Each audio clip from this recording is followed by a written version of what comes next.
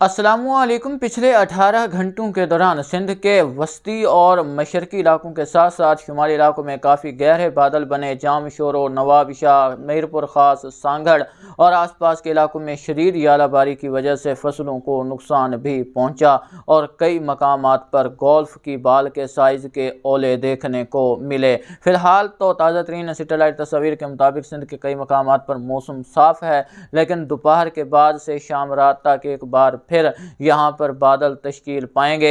मगरबी बलाई सिंध के इलाकों में एक बार फिर बारिश देखने को मिलेगी। कराची में आज भी बारिश का इम्कान 20% ही रहेगा।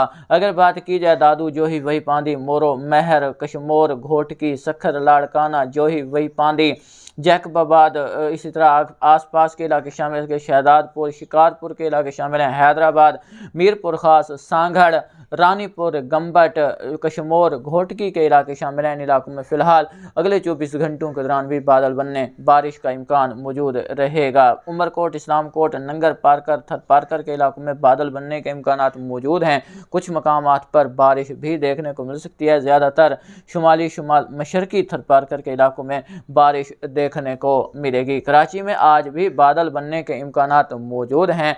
दोपहर के बाद से शाम रात तक अगर थंडर सेल एक्टिव रहे तो यहाँ पर बारिश देखने को मिल सकती है। बहरहाल यहाँ पर 20 मार्च के बाद 21 से 23 मार्च के दौरानिए में काफ़ी ताकतवर बादल यहाँ बहिरे अरब में बनेंगे, जो कि शुमाल मशरक़ की तरफ हरकत करेंगे, कराची को मुतासर कर सकते हैं। और इस दौरानिए में तेज़ से शदीद आंधी के साथ तेज़ से मूसलाधार बारिश भी कराची के कई इलाकों में देखने को मिल सकती है, जिस मुतल्लिक़ हम आपको वक्तन फ़वक्तन आगाह करते रहेंगे।